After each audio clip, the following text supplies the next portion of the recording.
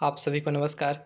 आज 1 अक्टूबर है और आज के इस वीडियो में 1 अक्टूबर से जुड़े करंट अफेयर्स को कवर करने वाले हैं। तो चलिए वीडियो को शुरू करते हैं। आज का पहला क्वेश्चन है, हाल ही में भारत और किस देश ने पहली रेल संपर्क परियोजना को मंजूरी दी है? तो भारत और भूटान ने 2 नई रेल लिंक परियोजना को मंजूरी दी है और उद्देश्य क्या है कि दोनों देशों के बीच व्यापार और अर्थव्यवस्था को मजबूत बनाना। तो इस प्रश्न का सही उत्तर क्या हो जाएगा? Option B, Bhutan. Typhoon Bualoi किस महासागर बेसिन में आया था? हाल ही में लगातार पश्चिमी प्रशांत महासागर में टाइफून आ रहे हैं, तो इसी क्रम में टाइफून बोलोई कहाँ आया? प्रशांत महासागर, पश्चिमी प्रशांत महासागर में। और किन देशों को प्रभावित किया इस टाइफून ने? फिलीपींस और वियतनाम। इससे पहले कौन कौन से और टाइफून आए हाल फिलहाल में? तो एक आया था तपा, दूसरा आया था रगासा। रगासा ने बहुत क्षति पहुंचाई किन किन देशों को? तो हांगकांग, ताइवान, चाइना और फिलीपींस को। और जो यह वर्तमान में टाइफून आया है बोलोई, इसने किन 2 देशों को नुकसान पहुंचाया? फिलीपींस और वियतनाम। फिलीपींस ने इस तूफान को टाइफून ओपोंग नाम दिया है। तो इतनी चीज़ें इस तूफान से संबंधित याद रखना है, ज़्यादातर जो पश्चिमी प्रशांत महासागर में तूफान उठते हैं उन्हें वहाँ टाइफून के नाम से जाना जाता है और वहाँ के देशों द्वारा नामकरण दिया जाता है। जैसे इस वाले टाइफून का नाम क्या था? बुओलई। तो सही उत्तर क्या हो जाएगा? Option C, western pacific ocean में यह टाइफून आया था। I am Giorgia, my roots my principles पुस्तक के भारतीय संस्करण की प्रस्तावना किसने लिखी है? तो यह पुस्तक किसकी आत्मकथा पर आधारित है?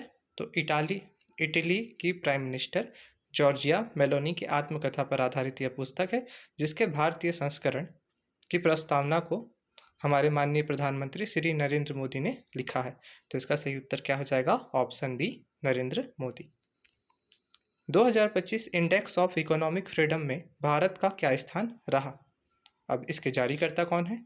तो द हेरिटेज फाउंडेशन इसके जारीकर्ता है। और पहले स्थान पर कौन सा देश आया? पहले स्थान पर सिंगापुर, दूसरे स्थान पर स्विट्जरलैंड और तीसरे स्थान पर आयरलैंड रहा। कुल कितने देशों के बीच यह रैंकिंग जारी किया? तो कुल 176 देशों की रैंकिंग इसने जारी की है, जिसमें भारत का स्थान 128वां रहा है। तो इंडेक्स ऑफ इकोनॉमिक फ्रीडम में भारत का क्या स्थान रहा जिसे हमको याद करना है? तो भारत को स्थान मिला है 128वां। तो इस प्रश्न का सही उत्तर क्या हो जाएगा? 128वां। जारीकर्ता कौन है? The heritage foundation. और पहले नंबर पे किसे रखा गया? तो सिंगापुर। भारत का पहला मैरीटाइम सिमुलेशन सेंटर कहाँ उद्घाटित हुआ? तो इसका उद्घाटन किसने किया? तो इसका उद्घाटन किया है केंद्रीय मंत्री सर्बानंद सोनोवाल। और इनका मंत्रालय किस चीज़ का है? तो शिपिंग, वाटरवेज और पोर्ट इनका मंत्रालय है। और इन्होंने कहाँ इसका उद्घाटन किया? चेन्नई में। चेन्नई कहाँ? तमिलनाडु। तो इस प्रश्न का सही उत्तर क्या हो जाएगा? Option C, Chennai. विश्व पैरा आर्चरी चैंपियनशिप 2025 में भारत ने कितने पदक जीते? भारत ने काफ़ी अच्छा प्रदर्शन किया और भारत ने कुल इस टूर्नामेंट में 5 पदक जीते और 5 पदक जीतकर पदक तालिका में भारत को दूसरा स्थान मिला। पहले स्थान पे कौन था? चाइना। और दूसरे स्थान पे भारत, तीसरे स्थान पर मंगोलिया। इसका आयोजन कहाँ हुआ? इसका आयोजन हुआ है ग्वांगजू, जो कि दक्षिण कोरिया में है। और भारत ने कितने स्वर्ण पदक जीते? तो भारत ने 2 स्वर्ण पदक जीते और दोनों के दोनों स्वर्ण पदक कंपाउंड आर्चरी में आए। और व्यक्तिगत स्पर्धा में, महिलाओं की व्यक्तिगत स्पर्धा में शीतल देवी जी ने गोल्ड मेडल जीता और पुरुषों के व्यक्तिगत स्पर्धा में टोमन कुमार जी ने गोल्ड मेडल जीता। तो इस प्रकार ये दोनों नाम हमको याद रखना है, एग्जाम के पॉइंट ऑफ व्यू से प्रश्न पूछे जा सकते हैं। तो इस प्रश्न का सही उत्तर क्या था? भारत ने कुल कितने पदक जीते विश्व पैरा आर्चरी चैंपियनशिप में? तो 5। सही उत्तर क्या हो जाएगा? ऑप्शन सी, 5। सुमित अंटिल ने किस स्पर्धा में स्वर्ण पदक जीता?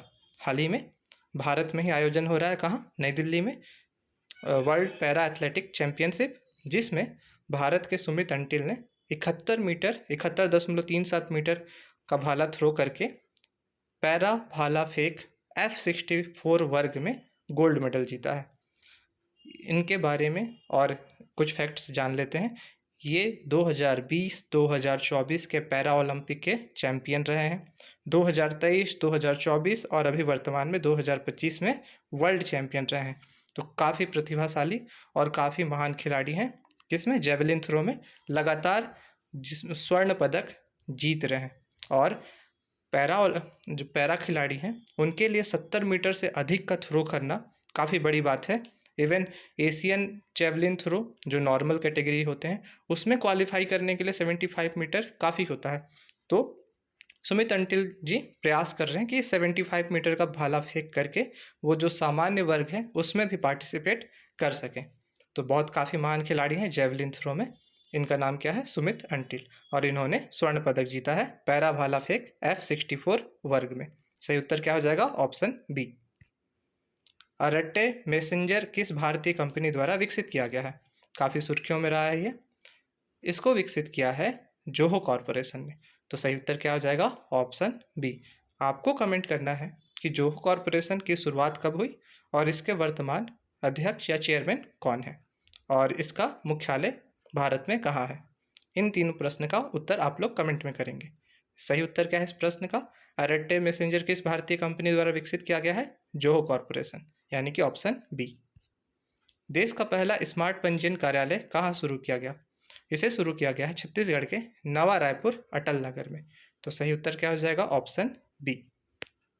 देश का पहला बाल विवाह मुक्त जिला कौन सा है? इसका सही उत्तर है छत्तीसगढ़ का बालोद जिला, यानी कि ऑप्शन बी बालोद देश का पहला बाल विवाह मुक्त जिला है।